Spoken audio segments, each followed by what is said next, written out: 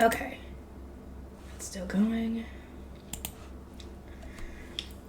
If you've gotten this far in the book and you have not subscribed, I'd recommend doing so because I'm going to finish this book and I'm going to apparently pick up the spin-off for this series whenever it comes out, obviously. Okay, we are going to continue here. And Twickeln. Inside the castle, rarely used rooms were stripped of their contents, including carpets and tapestries. This region seldom used carpets during the summer, in any case, so the attendants saw it as a chance to mix things up a little earlier than usual. The nobles were in quite an uproar about having so little time to relocate their furniture. The end Twickeln was only 5 days away. I was fine with it since my chambers were still mostly bare, but it was yet another job on top of our preparations for the Archduke Conference. I was told that all sorts of documents were being moved to the dormitory. Because of all the bustle, I was working in my archducal chambers. Everything not used on a daily basis was being teleported to the Gibbs estates, an external storage building, so I would only have gotten in the way in the OBS office. My location also meant that bad actors couldn't approach me under the guise of work. For safety's sake, I was staying in these living quarters as much as I could, since only a strictly limited set of people could enter them. Lady Rosemine, one of the knights stationed in the teleportation hall, received this letter from Zent to Eglantine about her visit. Clarissa announced that she came into my room, indicating a single letter atop the vast stack of documents she was carrying. Otherwise, these need your signature, and these need to be looked over by Roderick. I have been told to assist you here until lunch. I took Eglantine's letter from the mountain of paperwork upon which it rested. She planned to visit us 2 days after the Twickeln. Ferdinand had attached a note that said, "You may agree to this. Please send this confirmation letter to Zent Eglantine." I gave Clarissa my response and then started going through the other documents.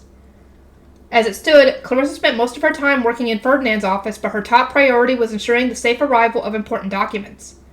Retainers from Ehrenfest were inevitably looked down upon for being members of a lower-ranked duchy, but Clarissa, being from Dunkelfelger, encountered no such issues. She was better equipped to stand against the nobles of Old Ahrensbach and was a capable fighter to boot. I pitied whoever tried to steal the documents she was tasked with transporting. My nights were on edge because nobles were pulling all sorts of tricks to reach me.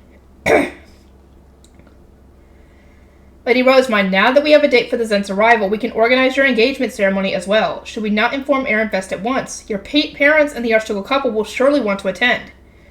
I propose asking Roderick to write the invitations. I concur, Roderick said timidly. Clarissa's gaze was rather intense, for she was training Roderick in scholarly duties beyond just writing fiction. Preparing invitations was an appropriate task for him, so I decided to leave him to it. Lady Rosemine, if the date of your engagement ceremony is decided, then what about your clothes? Lenore asked. Were you not going to retrieve some from Ehrenfest? We didn't have time to make new ones, which greatly limited our options. I think the clothes I wore to my meeting with the royal family would work nicely. The ones made of both Ahrensbach and Ehrenfest dyed cloth. What do you all think? Lisletta gave an approving nod. A most wonderful embodiment of your desire to unite Ehrenfest and Alexandria, and as they were designed to be worn around royalty, they will not look out of place at an engagement ceremony. Indeed, Gracia added. They were made of the best cloth available, and you have the perfect hair ornament to go with them. I shall contact Lord Justice about preparing matching clothes for Lord Ferdinand. She wasted not another moment before sending an ordinance to him. Of all the clothes to wear for my engagement. A smile arose naturally on my face. Now that my lost memories had returned, I understood the significance of wearing a hairpin made by Thule, and clothes made of cloth from both Ferdinand and my mother. Clarissa smiled as well. I am glad to see that your engagement to Lord Ferdinand brings you such joy. Oh, no, that's not what made your smile. That is not what made her smile. No. I almost corrected her, but held my tongue. This wasn't the time or place. Would you approve of making Lisletta your face-stone bearer? Clarissa asked. I saw nothing wrong with the idea, so I turned to Lisletta and asked her if she could take the role. Hold on, Roderick interjected. Does that mean you decided on your engagement vow? What? Lord Ferdinand ordered me to inspect it. He must have been chosen for being a talented author. Makes sense. I mean, heck, if she needs help, she can ask Roderick and the others for some advice. I turned away from the girls to meet Roderick's gaze. It is unfortunate, but no, I am still working on my vow. Rarely do women propose, so there are few sources I can draw from. I will need to reference the historical history of past queens, biblical verses, or perhaps Ehrenfest's love stories, but which would work best? I suppose I'll read them all to find out. The words of one's proposal are deeply important, so yippee! Yay! Yeah, she gets to read! I made my signature hell troublesome pose, though I couldn't keep a smile from playing on my lips. My internal celebration was short-lived, however, as Roderick pulled me down from Cloud 9. Fear not, Lord Ferdinand instructed me to walk you through your ideal proposal and draw from the Bible in your place. Oh, but that would be... Unsure how to continue, I turned to Laysletta for assistance. She smiled, inspected the board, and said the words of a proposal are important for an engagement ceremony. But did Lord Ferdinand not say to focus on the Entwicon and ensure it can be performed without issue? He did, but... You have also been told to practice with an adult Harshspiel, as you have grown too much for your old one, Laysletta interjected. Shall I summon Rosina? Oh yeah, we haven't heard from Rosina in a while. Wait, Lenore, I wish to read, not practice the Harshspiel. Cornelius put a hand on my shoulder. Good news. If you're bored of paperwork, I was told to get you used to touching face stones without wincing. I doubt you're going to read anytime soon. Is that a grin I spat? I'm dying here and you're grinning? Curse you, Ferdinand, and your never-ending contingencies. Yeah, this guy's got contingencies up the wazoo for everything. He's like, oh, yeah, you ain't getting to read. That look on his face said everything. I was so annoyed that I complained to Ferdinand all throughout our next meal together. He barely seemed to care and said only that it was no helping it when we had so much to do. No matter your motivation, there's no time for you to get absorbed in reading. But if you are patient, I will permit you to teach the scholars your Rosemine decimal system before the books are brought into the library, made anew by the Entwicon. You may operate it as you please and according to whatever principles you wish. Really? I asked. He was always harping on about the trouble I caused when I followed my whims, so I certainly hadn't expected this. I won't listen if you try to take it back later. Yes, assuming the Archduke Conference concludes without incident. Yeah. I committed that promise to memory and elected to put my all into my duties, even if they didn't involve reading. That was easier said than done, though, as I was distracted with thoughts of and plans for my library. Rosina scolded me on more than one occasion, but I suppose there was no helping that. We decided to hold the Entwicon on a sunny day when relocating furniture would be less of a problem. I'd just eaten breakfast and gotten dressed with my retainers spread out a sizable magic circle like the ones used to move taxes and started teleporting luggage and furniture somewhere. Lady Rosemine, do you have all that you need for the Entwicon? Hartmut asked. A pouch of gold dust I'd made of my divine power, the city's schematics, the key to the foundation. I double-checked to make sure I wasn't forgetting anything and then nodded. Wonderful. And your room has been fully cleared, correct? It has. Let us leave with the others. My retainers carried out one final check, making sure my chambers really were empty. Then they filtered out into the hallway. We should record the Entwicon with a magic tool, Clarissa informed me. I nodded and saw her off with a smile. Being in the Foundation meant I wouldn't get to see the Entwicon with my own eyes. But I didn't want to miss the birth of my library city. I already knew from seeing Ferdinand creating Haas's monastery in an instant that it was going to be a sight to behold. Still, actually making the city matters more than just seeing it appear, I mused aloud. Though this is my first time performing an Entwicon, I can't help worrying that I might make a mistake of some kind. Can't you get Ferdinand to help you with this? Isn't he supposed to be your husband at some point? So you guys are going to have to work together on this. Despite having studied creation magic again and again, this is my first time actually using it. I could already feel my muscles tensing and my limbs going rigid. My nerves must have been fully on display as I gracelessly approached the door to the Foundation. The key. The key! Obs disguised the keys to their foundation so that others wouldn't even recognize them. Aaron's box was a buckle. According to Ferdinand, Detlinde had used it to fasten the belt from which she hung her high-beast face stone and potions. I placed the buckle inside a pouch. The thought of seeing its face stone turned my stomach, then reached in and channeled mana into it. A key soon took shape in my hand. The door to the Foundation was a magical device of sorts. Unlocking and opening it revealed an opaque, iridescent barrier. I was so used to seeing them that I had stepped through without the slightest hesitation and entered a space of white walls. Right, what do I need to do again? I cast Grutterscheid to form my Book of Messinora and reviewed what Ferdinand had taught me. Push the key against the back wall and doors will appear on the adjacent walls. Oh, there they are. Let's see. Under no circumstances should you insert the key into either keyhole. Instead, touch it against each face stone and supply them with mana. I took a moment to process the instruction and groaned. Face stones. Swallowing my nerves, I touched the key to the face stones on the doors and channeled mana into them. Even though I was trying to avert my eyes, I couldn't keep my hands from shaking. Scary or not, this is better than touching them directly. Come on, Rosamund, you can do this.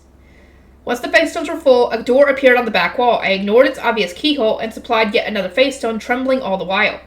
To think you get cursed if you try any of the keyholes I uttered under my breath. Is that scary or what? What? You get cursed if you try the keyholes? Huh. Okay. Ferdinand had known about the traps and puzzles protecting the Foundation and searched through Alsted's memories to learn how to solve them. He had also checked with Detlindy for good measure, but he was reluctant to believe her answers. I wouldn't trust her either, but the fact that he chose to peer into Alsted's memories instead still speaks volumes. As soon as the newest face stone was full, the door opened on its own. I stepped into the windowless white box that was the Foundation's hall. Floating at the center of the room were 7 face stones, each boasting one of the divine colors. They sparkled and expelled what appeared to be a fine powder. Ferdinand's mana from the replenishment hall made it here without issue, it seemed. I took that as my signal to reach into my bag of gold dust. Now, let us begin. As per our plan, this Entwickeln will rebuild the castle, the temple, the noble's quarter, and a portion of the commoner's lower city. And the schematics for my library are based on the British Museum reading room. The new library built on the castle's grounds would take the form of a magic circle. Antonio Panizzi had come up with the idea for the reading room in 1852, and now, all these years later, I was stealing his design for my own purposes. It wasn't complete plagiarism, of course. I planned to add an extra section to house my chambers, where I would spend my days when I retired as the Ob. The thought of becoming a live-in librarian like Solange made me look forward to getting old. A suspended corridor would connect my library to the laboratory I was making for Ferdinand. I didn't know what he had in mind for his lab. I was just going to follow his schematics, but he discussed it extensively with the scholars, so I trusted it would suit his needs perfectly. I made sure the schematics were within my reach, then grabbed a fistful of gold dust and started sprinkling it over the Foundation. Using my other hand, I turned my staff into a pen and drew the sigils of the supreme gods in the air. I am one who offers prayer and gratitude to the gods who have created the world, one who seeks to alter their design. The gold dust in my hand rose into the air on its own and gathered on the tip of my stylus. It rimmed my magic circle, which grew larger and more complex with each movement I made. Then the circle spun and appeared in full above the Foundation, where it shone with dazzling light. May the power to absorb be granted in the name of Shiksantrok, the god of darkness. Oh yeah, that's the god of darkness's name. Yeah, because he can't say that around other people. I forgot for a second. I swung my staff down, and this magic circle started to descend toward the Foundation. An even brighter light enveloped me the moment the two met. I gripped the schematics and continued to pray. May the power to create be granted in the name of Spreshready, the goddess of light. I opened my hands, and the schematics shot up into the air as if caught by a sudden gust of wind. Then they erupted in golden flame, burning from the center outward. Through prayer and with gratitude, I give you these fragments of life. May the divine couple grant their blessings, and places of rest be added to the world. I continually added mana and gold dust to the magic circle to prevent it from disappearing. My role as the Ob was simply to keep it alive until it erupted with light and vanished. This would definitely be more fun to watch from outside. There was nothing for me to look at while casting the spell except the magic circle. Meanwhile, the rest of the duchy was getting to see an entire city being built in the blink of an eye. I'm sure we're handed the short end of the stick. That said, some things need to be done before anyone else sees them. Perhaps the greatest example was the creation of the path to the Foundation, which was normally made only when a new duchy was founded. Ferdinand wanted me to completely remake ours, in large part because my namesworn now knew about it. The Zent and the new Ob would normally work together for this purpose, but there was no need when I already had my own Book of Messinora. Gridshite. I took out 2 keys while looking at my Book of Messinora. One was for entering the Foundation through the Ob's chambers in the castle, and the other was for entering through the temple's bookroom. The door in the temple's bookroom can wait until we have bookshelves and a statue in place to disguise it, but the one in the castle needs to be ready for when I return. In the past, duchies prevented outsiders from stealing their foundations by ensuring the keys alone weren't enough to enter their halls. They set up their own tricks and traps, the solutions to which Obs passed down to their successors. One could reach this foundation by ignoring the keyholes and pouring mana into some face stones, but other duchies required things like writing down a password or activating face stones in a particular order. I wonder what we should do for Alexandria. I don't want to touch face stones, so maybe a password would work better? How about Arano Motosu in Japanese? It wouldn't be a problem for me, but my successors might find the kanji outright impossible. It was time to go back to the drawing board. An ideal password needed to be easy enough that I could pass down, but not so easy that it might one day be cracked. Not to mention, I would need to write it every time I entered the Foundation's hall, so maybe less tedious was an absolute must. I couldn't even discuss it with Ferdinand since it had to be something known only to me. He said to make it something I want from future protectors of Alexandria, like a test to make sure I can lead the duchy in their hands. But what would a library city expect from its Ob? Good question.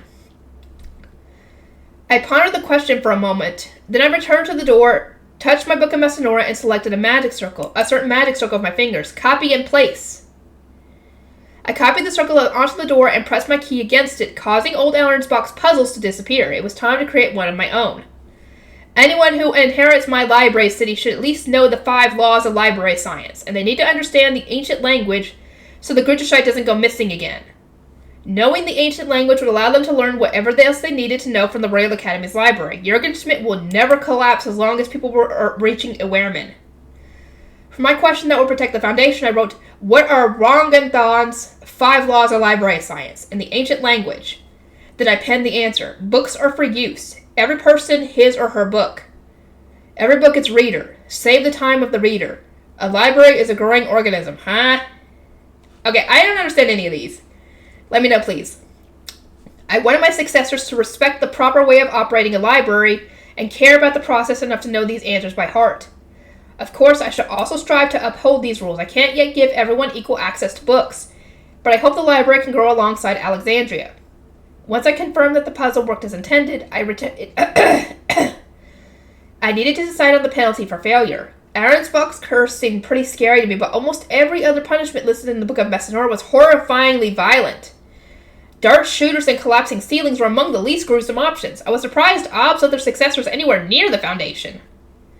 I guess the curse really is the most peaceful choice. Better to leave your victim on the brink of death than kill them outright. Or is it more cruel since they're stuck with that pain for the rest of their life? This sucks. I can't believe there's no option to just shoo them away. I'm no good with these kinds of decisions, and it won't let me leave without choosing a punishment. In the end, I opted to stick with the curse. I copied one from the Book of Messinora and pasted it where it needed to be. Done at last. I exited the Foundation's hall, exhausted, and closed the door behind me. Then I took out one of the paper-based communication devices Hartman had made to circumvent my fear of ordinances and sent about folding it into a simple airplane. Ferdinand told me to contact him once the Intwicon was complete. Beyond the now frameless window stretched a city of pure white. It matched the schematics to the last detail, as expected, so I already knew where to find the library. Its domed roof caught my eye immediately. This is it. My library city! My heart was so full that tears welled up in my eyes. I couldn't even begin to describe my happiness.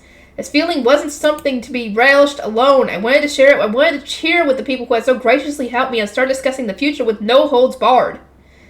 I took a moment to admire my library before throwing the paper airplane out the window. I watched it soar through the air as it beelined to Ferdinand, who soon approached with his high beast with our retainers in tow. Woo woo! You did it, girl! Eglintine's visit. Now that we'd completed the Intwicon, our new priorities were Zent Eglintine's visit and the engagement ceremony. The books from my library were still tucked away in their boxes, stacked in a storeroom until the time came for me to put them on their shelves. It stung that I couldn't start at once, especially when the library was so close by. My hands were too full of my duties as the Ob and the preparations for the engagement ceremony that needed to be seen to before the new Zent arrived. My library. Sadness blankets me. Ferdinand was doing most of the work, choosing the dates, assigning the guards to their stations, and so on. As the Archduchess, I was tasked with observing everything and getting to grips with my new duties. Lady Rosamund, we have finalized the details for Lady Eglintine's visit, Clarissa announced, then handed me a document. Take a moment to read the schedule, if you would. Lord Ferdinand would like you to memorize it. Lenore and Cornelius are in a meeting with the Knights Order to discuss security on the day of. Eglantine was slated to arrive at 4th bell. I would get to the border gate to welcome her, and then teleport us to the castle where we would eat lunch before discussing the upcoming engagement. Once she had acknowledged the engagement, I would destroy the medals belonging to the prisoners being kept in the sovereignty as a faux practical exam. We would then return to the border gate by High Beast, allowing our new Zent a chance to compare Alexandria's schematics to Arensbach's and confirm that the Lanzanov estate was gone. Sounds pretty hectic. Lady Rosamund, we have here your new clothes from Ehrenfest, Gracia said, indicating the garments made by Elvira's personnel. She and Laislet had gone to fetch them from the Royal Academy. Let us decide what you will wear tomorrow. Felina's back from spring prayer, Laislet informed me while she worked. Gerlach was in quite a sorry state from the recent battle there, but returning the stolen mana with the chalices and completing spring prayer as usual caused the land to mostly recover. In other words, the commoners wouldn't be disadvantaged. I was relieved to hear it. Now they need a new Geeb Gerlach. Ehrenfest will see to that after the Archduke Conference. We too will need to formally decide on new Geebs. I continued to pick out clothes and accessories for Eglintine's visit, received a report from Lenore and Cornelius when they finished their meeting with the Knights Order, and read more documents that Clarissa brought me. Time passed in the blink of an eye. It was almost fourth bell, and the Zent was due to arrive. I was waiting on top of the border gate with Ferdinand and our guard knights. As someone used to Ehrenfest, I couldn't help but notice the heat. It was hot enough to be summer, and the sun was so bright that one had to wonder whether it was slowly closing in on us. No wonder people taken to wearing veils here. It was a good thing Leslana had made one for me at the advice of one of Laetizia's attendants. The country gate shone almost as soon as fourth bell rang. Eglintine's retainers streamed out of the door on its side and took to the sky ahead of Anastasius and the Zent, who were the last to leave. Eglantine held up her Grutische and closed the gate behind them. As soon as our new arrivals landed in front of us, everyone knelt except Eglantine and me. I started to kneel as well, but she raised a hand to stop me. Lady Rosemine, once again, Dragoner, the goddess of time, has woven our threads together and blessed us with a meeting. I appreciate you taking time out of your extremely busy schedule to visit us, I replied. I realized the Archduke conference is fast approaching. Eglantine's countenance had changed. She wore the same peaceful smile, but her eyes were sharper, and the princessly aura she had once exuded was gone. For her to have changed this much in such a short time, the duties of a Zent must be brutal. Zent Eglantine, today's schedule is as we conveyed, Ferdinand said, drawing me back from my thoughts. I would ask that you follow us in teleporting to the castle. I pressed a hand against the teleportation circle I'd preemptively copied and pasted onto the border gate's roof, and the sovereign knights expressed their surprise when it rose out of seemingly nowhere. We asked them to stand atop it, and away we went. We finished our lunch, fish in true Ahrensbach fashion, and then relocated to the Ob's office. Our attendants poured tea while Ferdinand activated an area-wide sound blocker around the two of us, Eglantine and Anastasius. The meal was beyond excellent, Eglantine said. I have eaten Ahrensbach cuisine during Archduke conferences and the like, but never has it tasted so flavorful. I nodded in agreement. Though it might inconvenience the people of Ahrensbach, my spice tolerance is unfortunately low. My chefs have been preparing my food using Ehrenfest methods, incorporating spices little by little in an attempt to find the right balance. Anastasius looked as satisfied as Eglantine, which made for a peaceful atmosphere. I thought he'd simply enjoyed the food, but he gazed over at his wife and said, Eglantine has barely eaten for days. I was glad to see her have her fill. Even now, she's his entire world, isn't she? Oh, it's so sweet! In some regards, it was a tad exasperating, but I could see why he was worried about Eglantine when her countenance had changed so much. The duties of a Zent must be strenuous, I remarked. Indeed, Eglantine replied with a smile. In this short time, I have seen much that escaped my notice before, or was completed without my involvement. I have also realized there is much for which I must apologize to you and Lord Ferdinand. Somehow her response made my heart ache. Apologizing wouldn't change the past, but part of me wanted to trust her again. Ferdinand smiled as though he'd just read my mind. Not even the supreme gods can change the past, but their blessings might bring about a brighter future, he said. To that end, we have several documents for you to sign. In other words, your sins remain, so put your money where your mouth is. Eglantine would need to prove her remorse by approving our engagement and permitting Ferdinand to attend the Archduke conference.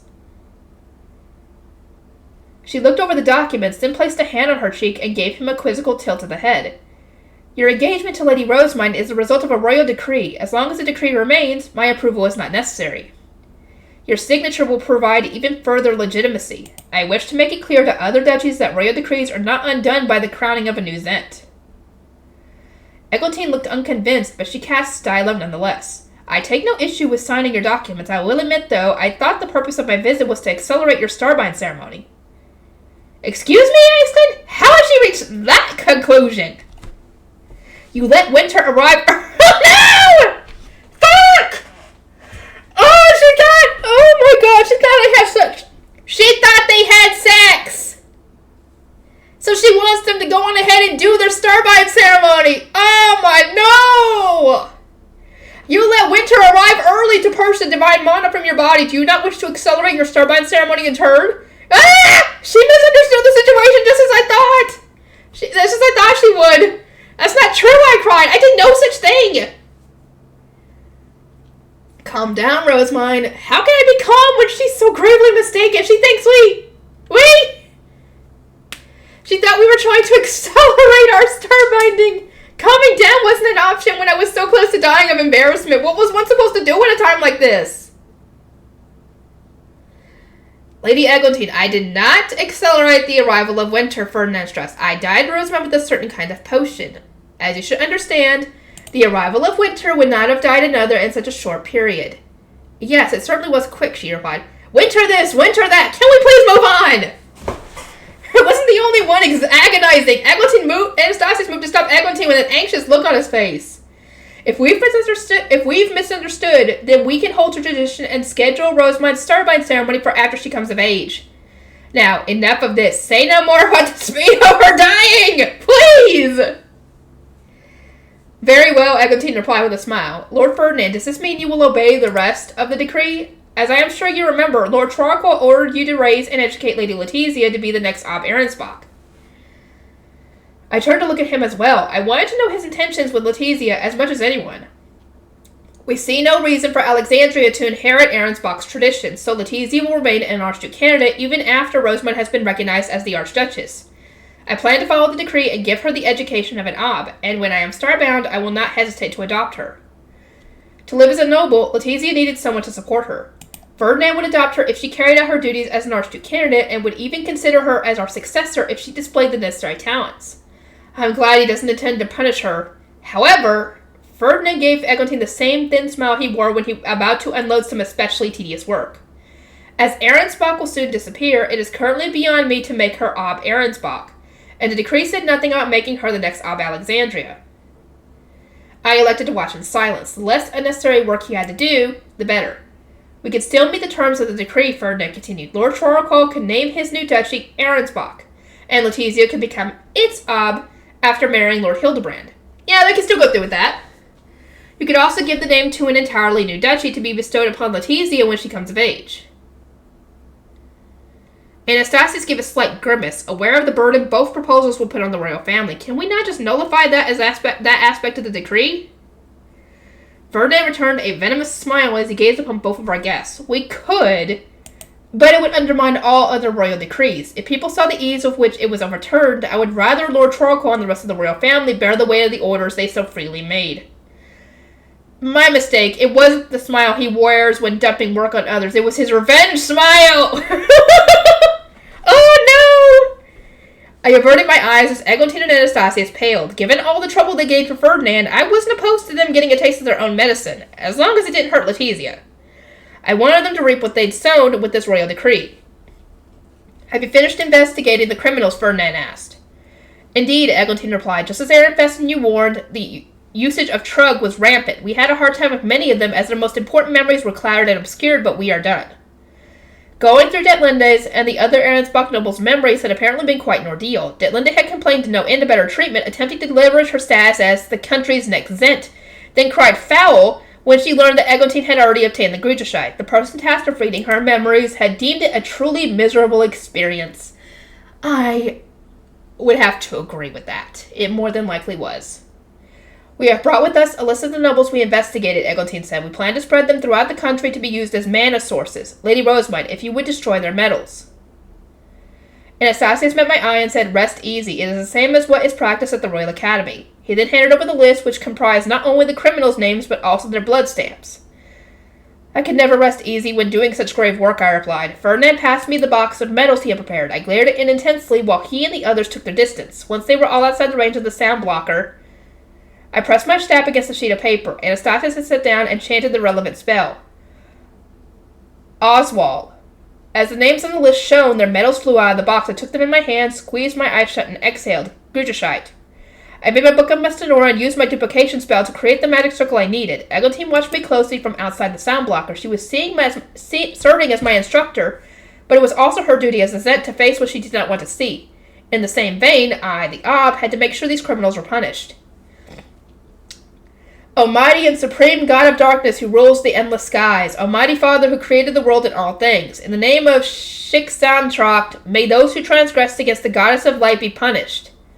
I cast the medals into the magic circle and a black mist formed. They stuck fast and started to burn. I beseech you, close the towering stairway to the distant heights.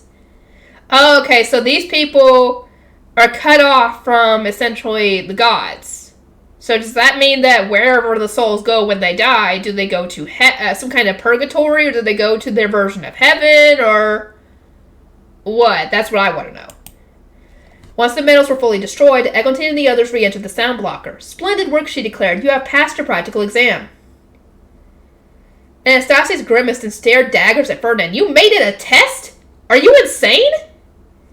I was in total agreement, but we needed a third party other than Ferdinand to confirm that I understood the Royal Academy's curriculum and possessed the skills necessary to apply my knowledge.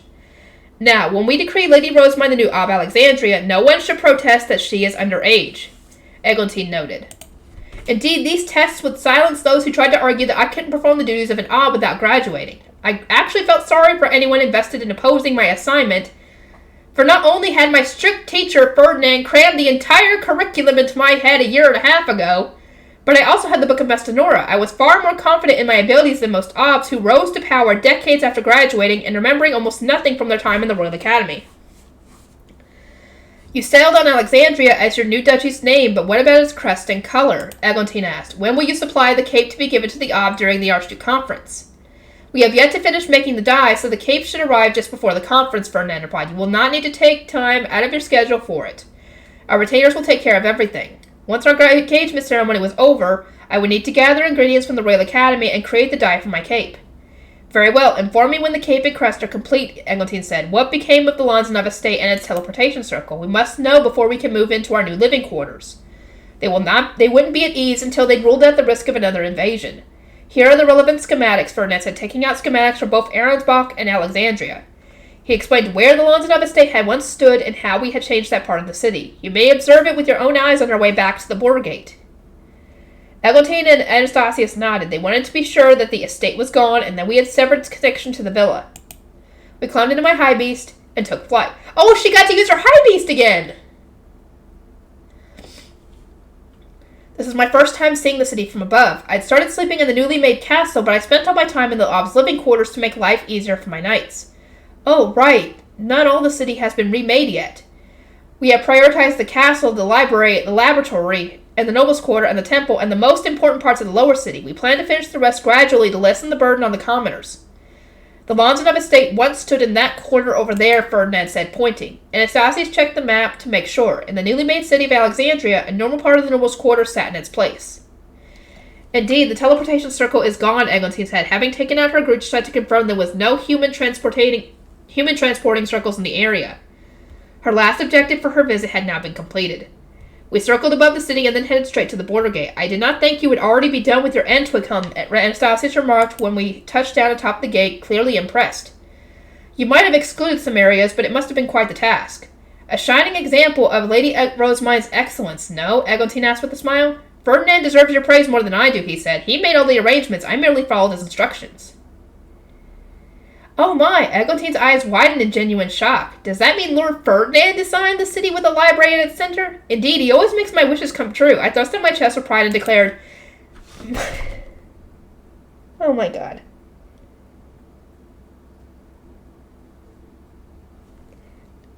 My Ferdinand truly is phenomenal. Oh my god, that would have probably made his day. His day just got made, and that is insinuated so much! Oh, dear Rosemary, why are you saying this? Eglantine looked up at Ferdinand and giggled. She waited patiently while I continued to lavish him with praise, causing him to grimace. And he's not used to it. And then said, I really must return to Alexandria when its construction is complete.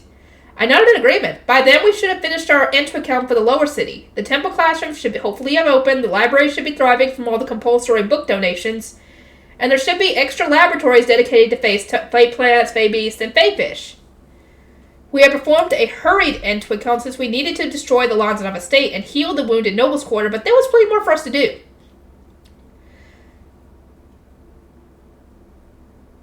I will not settle for hopes and dreams, I declared. My desires will be realized. Isn't that right, Ferdinand? Yes, perhaps one day, Heath replied.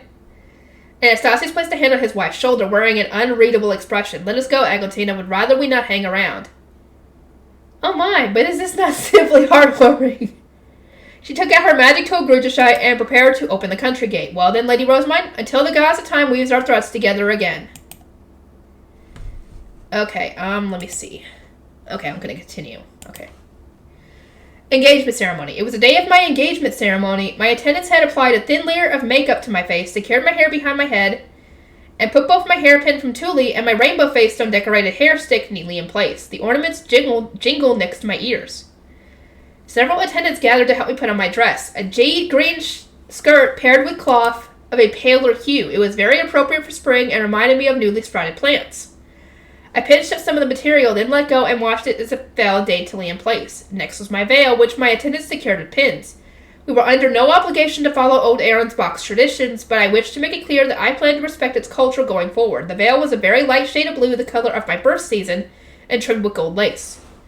They've dressed me up like a bride. I shouldn't be surprised. This is an engagement ceremony and all, but God, I can't bear to think about it. I'm embarrassed enough already. We'll see about that. Well, look beautiful. You look beautiful, Lady Rosemine. Lord Ferdinand will surely be speechless. Like I said, we'll see about that. Lysletta and Gracia directed my attendant hopefuls to put away the makeup brushes and prepare my shoes, among other things. Clarissa entered while they were hard at work. Nobles are gathering in the castle, Lady Rosemine. The Geeves have all arrived. Some are looking around the new castle. I thought we announced that Geeves would not need to attend, as the date was decided so suddenly. I wish we could have opted for a more private ceremony. Too large a crowd will only make me nervous. But Obs were essentially required to invite the nobles of their duchy. Oh my, Clarissa exclaimed. No one would pass up an opportunity to see the young woman who is both the new Ob and the divine avatar of Mesnora, healer of the duchy. She was breathing heavily with excitement, but only she and Hartmut cared about that side of things. Or, well, I prayed that was the case. Yeah, with your luck, all the other Geeves are going to be talking about divine avatar of Mesnora, woo, and all that. Speaking of which, Clarissa, have Sylvester and the others arrived yet?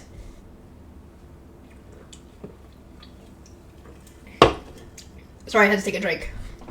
Yes, the Archducal couple, the Knight Commander, Lady Elvira, and Lord Bonifacius are all present. Ferdinand had used my face stones to welcome them at the border gate. In the run-up to the Archduke Conference, few top-ranking nobles could afford to spend days away from their duchy for the sake of a mere engagement ceremony. My family had more leeway than most, thanks to all the face stones packed with divine mana back in Ehrenfest and the added convenience of teleportation, but even then, they barely had time to attend the ceremony. Oh, also, Daniel is here as Lord Bonifacius' guard knight. The miners had to stay home. Feline and Judith looked so very envious when they watched the others depart. In other words, I would need to bring them back some top-of-the-line souvenirs. I asked Clarissa to see to it for me. If you are ready, Lady Rosemine, then let us present you to your Ehrenfest guests, Lenore prompted. Your parents and adoptive parents must be thrilled to see you. This might be your last chance to speak freely with each other. I nodded. Our reunion was destined to be brief, as they would all need to teleport back to Ehrenfest as soon as the engagement ceremony was over. The recent war, my stealing Aaron's box foundation, and my choosing a new Zent as a divine avatar of Mesnora was all meant that preparing for the next Archduke Conference was going to be brutal. Of course, the newly founded Alexandria was much, much busier than Ehrenfest. Even if Sylvester had wanted to stay longer, we wouldn't have been able to host an Ob for several days. Goodness, Rosemine, my congratulations on your engagement, Elvira exclaimed, her voice bright and cheery. How especially beautiful you look today. Everyone else joined her in praising my outfit. Indeed, Elvira is correct, Florencia said. You have grown prettier and more feminine since I last saw you. It's a miracle what a little makeup can do, Sylvester added. Too bad the illusion will shatter as soon as she opens her mouth. Sylvester! I think Florencia then glared at Sylvester. I can say the same for you. The moment you speak, I wonder why anyone thought to put you in the Ob's clothes. Now, Lord Sylvester. Elvira interjected. Rosemine's beauty is not only thanks to her makeup, she sparkles like the goddess of light upon at last obtaining her god of darkness. And with that said, Rosemine, might I ask the circumstances behind you and Lord Ferdinand making your... What? No! Elvira, don't you dare put them in a story. No, don't you dare. Yep, I recognize that gleam in her eye. Mother is in her element. I could already feel the pressure as she attempted to draw me into an interrogation. It was time for an evasive maneuver, so I turned to Karstedt standing next to her.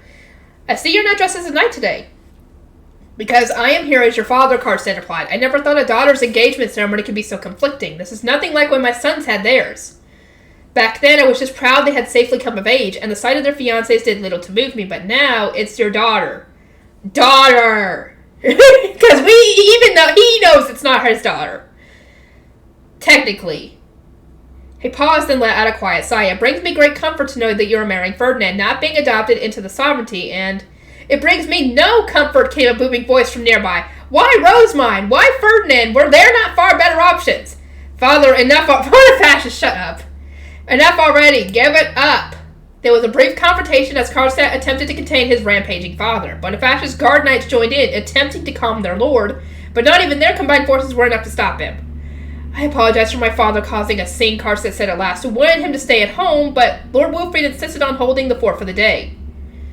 Was this an act of consideration meant to compensate Bonifacius for not being allowed to attend the transference ceremony? Under better circumstances, I might have seen it as a kind gesture, but the former Knight Commander's indignant rant just made me think, screw you, Wilfrid! I certainly wasn't the only one. You said you weren't in love with him, Bonifacius roared at me. Was that a lie? No, obviously not. My feelings haven't changed. Everyone gasped and stared at me in shock. Though not a word was spoken, I could hear them collectively scream, "What the hell are you even saying?" Sensing all this sharp rebukes about to rain down on me, I quickly attempted to backpedal. What I mean to say is that I've yet to understand romantic love. As for Ferdinand, he simply wishes for us to be family. He's perfectly content with keeping things the way they are and does not expect the more intimate aspects of a relationship from me. In that sense, this engagement exists merely for us to become family in name as well as spirit. Everyone was watching me so intently. Was that explanation not good enough? A silent pressure prompted me to take a step back. So you got engaged to satisfy his wishes, Bonifacius asked. His blue eyes narrowed. I care about you, Rosamund. I can never permit such a one-sided arrangement. Rest assured, grandfather, it will grant my wishes too. No other man would go to such great lengths to make my dreams come true. Not to mention his presence calms me. I feel none of the displeasure that characterized my engagements with Wilfrid and Lord Stitcheswald. Bonifacius and Sylvester both cradled their heads and let out heavy sighs. Was it something I said? Maybe romantic love really was necessary for engagements and weddings and the like? Yeah. Sort of. Yeah, definitely in our world, obviously, why would you marry someone if not for love? Except for the gold diggers who do it for the money, and there are political marriages, but still, mostly for love. But I don't know about this world. I worried that Sylvester might tell me to give up on marrying Ferdinand, so I appealed to him with tears in my eyes. This engagement might be the result of a royal decree, but I made Lord Ferdinand a laboratory and intend to both donate money to his research and come up with tasty meals for him so he stays healthy. I care about his happiness, that much I can promise you, so please do not intervene. There was a drawn-out pause before Florentia smacked Sylvester's arm and said, "Do not make her uneasy before her engagement." I wasn't even going to get involved, he shot back. I was looking back on everything I've done up to this point, and, well, Rosamund, I entrust my little brother to you. Aww! That's so sweet. From there, Elvira's group congratulated me on the engagement, as did everyone's retainers. Matthias and the others gave standard blessings, but Daniel seemed just as uncertain as his charge. I realize this is a day to be celebrated, but the thought of you and Lord Ferdinand getting engaged seems strange to me. Yeah, it does, he said. But it doesn't help that I've known you since before your baptism. Oh my, by that logic, are things between you and Feline not strange too, I asked in response. He had known her since her baptism. Daniel nodded again and again. They are. They most certainly are. How unusual. I was used to him dismissing such implications for fear of upsetting Feline. For him to have actually agreed with me this time, something about their dynamic must have changed. Congratulations on your engagement, Cordelia said. If you wish to be engaged to Lord Ferdinand, then I give you my blessing as your elder brother. Just don't let your inertia lead you astray. There are times when you must be firm with him. Yeah. I could guess from the concern in his eyes that he was worrying about what's arriving early for me. No, don't. Don't even think about it. Ferdinand would never do that anyway. At least not until she came of age. He's not like that. Yeah, you have nothing to fret about, I declared. Ferdinand would never do something so crude, and while I appreciate your concern, Cornelius, has Lenore been as firm with you? How is that relevant? He averted his eyes and repeated that it was important to stand one's ground. Ooh, looking away now, are we? I wonder what that means. I was eager to hear Lenore's take on what it meant to be a prim and proper fiancé. Once I had greeted our guests from Ehrenfest, I moved to the grand hall with my retainers. It was already full of nobles, as many as one might expect from a greater duchy with such a large population. I wondered how much larger the turnout might have been not too long ago, before so many old workstock nobles were taken out of the picture. Their eyes are boring into me. I approached the stage as the new Ob. Our guests were watching my every move, and their gazes were so intense that I could actually feel the pressure on my back as I climbed the steps with Lazetta, the holder of my engagement faithstone, and Lenore, my representative guard knight. My other retainers were waiting below. I am a little nervous, I whispered. I was not expecting anywhere near this many attendees. Lazetta replied with a quiet chuckle. Even more people will attend your inauguration during the Archduke Conference. Nobles from all duchies shall want to see you. We took our assigned seats, at which point Ferdinand and his retainers entered the hall. Are those new clothes? I mused aloud. Yes, made in the style of Aronsbach, Lesletta said. Lord Ferdinand must be making considerations for the nobles gathered today. His especially large sleeves didn't quite suit the comparison, but the rest of the ensemble brought to mind clothes from the historic kingdom of Georgia back on Earth. It really suited his tall stature. His outfit was a darker shade of gray than my own, and the yellow sash draped loosely around his shoulders was dyed in Ehrenfest's new style. I was on the right side of the stage, so Ferdinand would take the left. He approached with justice his face-stone bearer and echoed his representative guard knight, wearing his brightest smile for our public-facing engagement. Is that his fake smile? Is it? And if so, good lord. Hartman waited for him to sit down before moving to the center of the stage. Normally, it was the Ob's duty to oversee engagements between members of the Archducal family. We had trusted the role to my retainers. I couldn't conduct my own ceremony, and my family comprised nobles of another duchy. Hartman had assured us that only he was capable of taking the reins, but I still worried what he might do. By royal decree, Lord Ferdinand and Lady Rosemine are to be engaged, he announced, unrolling the documents Eglantine had signed and presenting them for all to see. Under normal circumstances, engagements are recognized during the Archduke Conference and then formalized alongside the Starbind ceremony. In our case, the engagement must take place before the conference, so then Eglantine visited our humble duchy early to grant her approval. Hartman launched into an explanation for the nobles who had remained in their provinces and were thus unaware of certain recent developments. He gave long-winded accounts of the Purge of Lonzanov, the battle for the sovereignty, and the large-scale spell performed by the divine avatar of Mestanora. Here we go! I braced for a fanatic speech about my divinity or some such, but one never came. Hartman smiled and said, "You may now exchange face stones." Wow, he actually didn't go on and on and on about Mount Rosemine being the avatar of Mestanora. Wow, that's surprising. Ferdinand and I stood up at the same time. I turned to Lesletta and Lenore nodded and advanced to the center of the stage as elegantly as I could. Ferdinand was doing the same. Each step brought us closer together until we were within arm's reach, whereupon he leisurely knelt before me. Eckert and Justice followed suit, keeping their heads bowed. "Here you are, Lady Rosemine," Lesletta said. She held out the box containing my engagement face stone, and upon confirming that everyone was in place, opened it. Oh boy, here we go. This is so weird. Oh my god, this is so freaking weird to just hear Rosemine doing this, because we've seen her throughout the books, going from age, 6, I think? I think it was around 6, because she had her... No, wait, maybe it was either 5 or 6, I can't remember. Going to her baptism, entering the temple, becoming a noble, and going through all this to see her grow up. This is weird, yet at the same time, it's so sweet.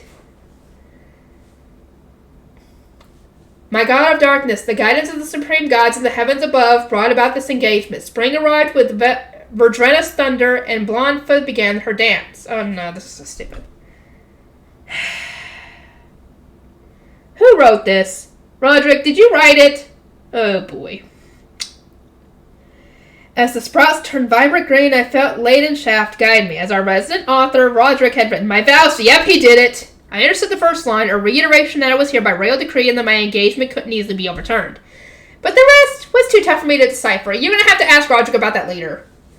I'd wanted to say something that would communicate my immense gratitude to Ferdinand and ask him to keep guiding me, so why was Blondfa whirling around and the god of darkness flourishing his cape and sleeve? I don't even know, girl! You know more about this stuff than I do. Even when I was memorizing the words before the ceremony, I suspected that my writer had gone rogue. What? You gotta ask what the heck it meant, because you didn't write this.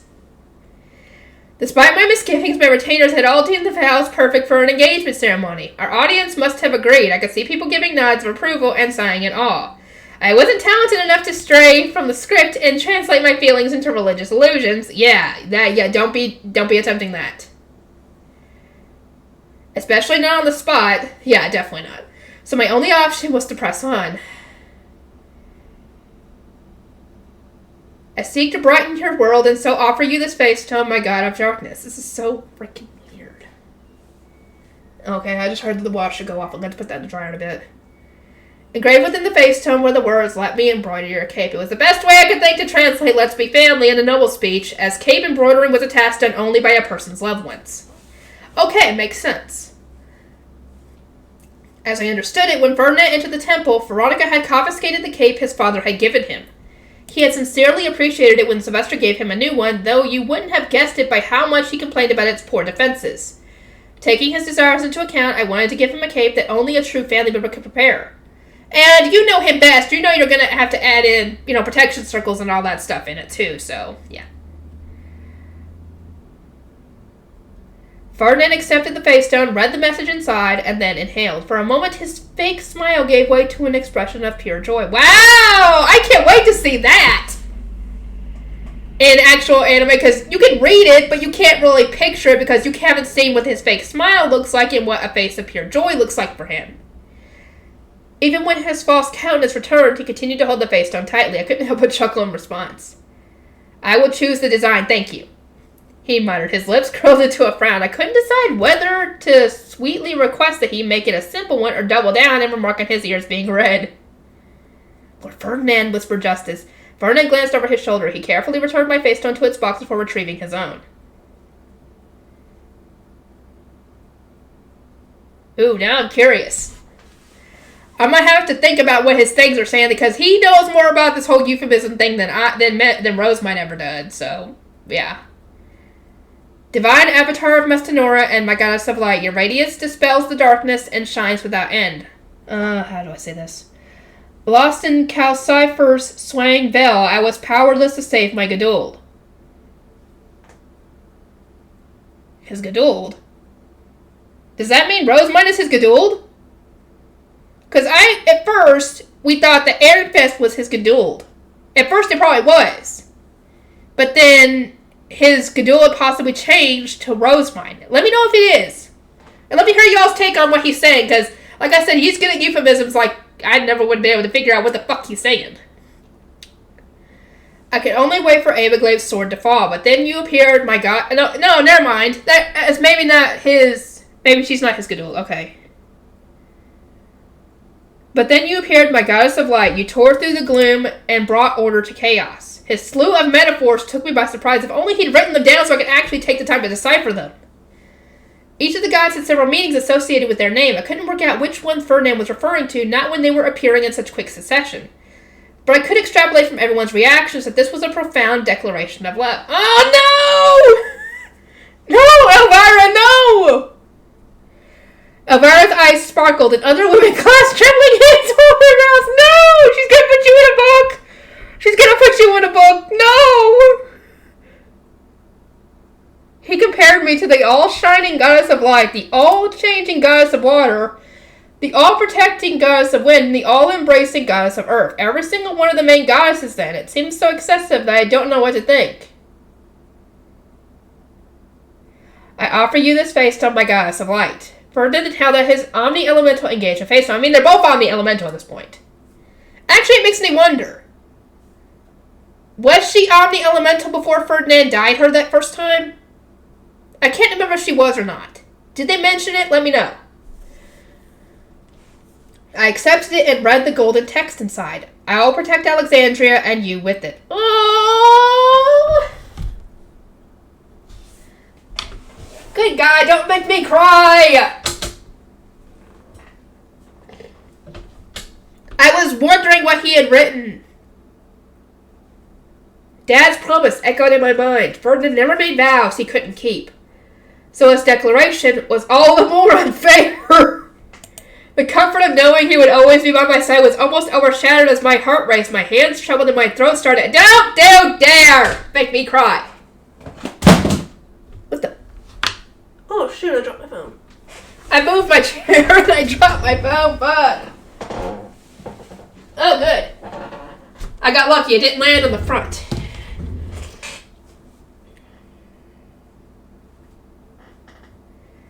Ferdinand, I needed to communicate my feelings, but I couldn't find the words! Oh no! My voice kept catching in my throat. Ferdinand rose to his feet and wiped the tears from my eyes, using his sleeve to hide my crying face from my audience. Do not weep here, he whispered. I will not be able to console. Yeah, you gotta keep it professional. You knew what you were doing when you chose that message! Yes, he did! You know Ferdinand, of course he knew what he was doing! Oh, why? Why does this look so wholesome? Before we could say much else, cries of glee or horror, I couldn't tell which, arose among the nobles. I almost leaped out of my skin, so surprised that my tears dried up in an instant. What's going on?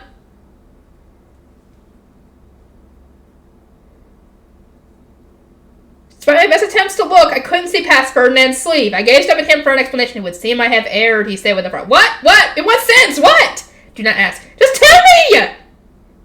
I need to know! Come on, tell me, please! Somebody tell me!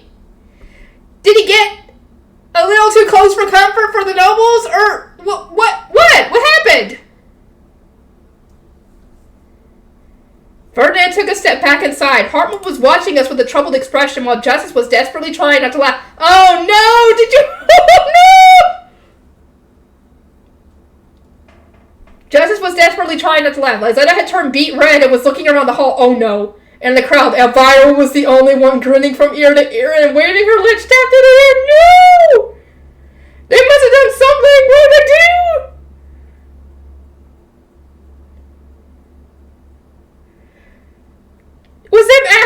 Did they accidentally show some sort of... Was that supposed to be more intimate? No! Because Sylvester wore a more subtle smile, though I could tell that he was deeply moved. And then there was Bonifacius, who was shaking his fist while every knight in the vicinity fought to keep him under control. Continue, Hartman, Ferdinand ordered. Carry out your duty. Hartman took a second to regain his composure, then turned to those gathered. May the newly engaged be blessed. The nobles raised their staffs and made them shine together. This is so fucking weird! What the fuck happened? Come on, I want to know! Please, tell me! Come on, are we not going to get an explanation? Can somebody tell me in the comments who understands? Because I have no clue.